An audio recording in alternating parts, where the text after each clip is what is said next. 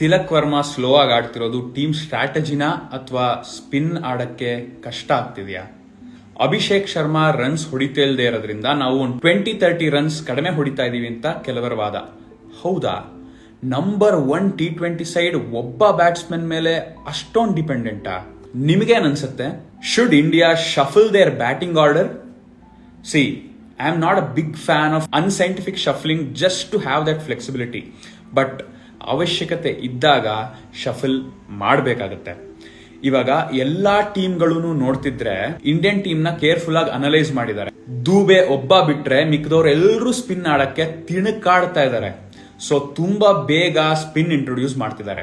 So India ಕೂಡ ಅವ್ರ batting ನ ಸ್ವಲ್ಪ ಶಫಲ್ ಮಾಡಿ ಅಪೋಸಿಷನ್ ಟೀಮ್ ಕೂಡ ಬೇರೆ ಗೇಮ್ ಪ್ಲಾನ್ ನ ಅಡಾಪ್ಟ್ ಮಾಡ್ಕೊಳ್ಳೋ ರೀತಿ ನಮ್ ಗೇಮ್ ನ ನಾವು ಆಡ್ಬೇಕಾಗತ್ತೆ. ಅಭಿಷೇಕ್ ಶರ್ಮಾ ಬೇಗ ಔಟ್ ಆದ್ರೆ ಸ್ಕೈನ ಕಳ್ಸೋದು, ಇಶಾನ್ ಬೇಗ ಔಟ್ ಆದ್ರೆ ದೂಬೇನ ಕಳ್ಸೋದು.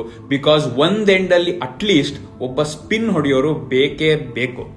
ಸ್ಪಿನ್ನರ್ ಗೆ ಕೊಟ್ಟಾಗ ದೂಬೆ ಅಥವಾ Kishan should take most of the strike and pacer ಗೆ ಕೊಟ್ಟಾಗ ಸ್ಕೈ ಅಥವಾ Abhishek. The other batsman should just rotate the strike, mostly being in the non strike end.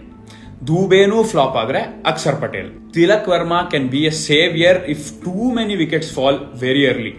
ಒಂದ್ ವಿಕೆಟ್ ಬಿದ್ದ ತಕ್ಷಣ ನಾವು ಶೀಟ್ ಆಂಕರ್ ರೋಲ್ ಪ್ಲೇ ಮಾಡಕ್ ಸ್ಟಾರ್ಟ್ ಮಾಡ್ಬಿಟ್ರೆ ನಮ್ ಹಳೆ RCB ಟೀಮ್ ತರ ಆಗ್ಬಿಡ್ತೀವಿ ಅಷ್ಟೇ. ನಾನು ನನ್ನ ಮುಂಚಿನ ವಿಡಿಯೋಸ್ ಅಲ್ಲಿ ಇಂಡಿಯಾ ಸ್ಟ್ರಾಟಜಿನ ಎಷ್ಟು ಹೊಗಳಿದ್ದೆ. No matter how many wickets they lose, they will continue to attack ಅಂತ.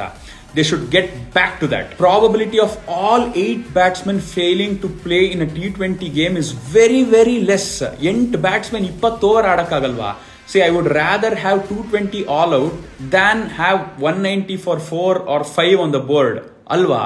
ನೆಕ್ಸ್ಟ್ ವಿಡಿಯೋಲಿ ಯಾರ್ಯಾರು ಎಷ್ಟೆಷ್ಟು ಬಾಲ್ಸ್ ಆಡಬೇಕು ಅಂತ ಡಿವೈಡ್ ಮಾಡ್ಕೋಬಹುದು ಅಂತ ಡಿಸ್ಕಸ್ ಮಾಡೋಣ. ಕನೆಕ್ಟೆಡ್ ಆಗಿರೋಣ. ಕ್ರಿಕೆಟ್ ಇನ್ ಕನ್ನಡನ ಫಾಲೋ ಮಾಡಿ.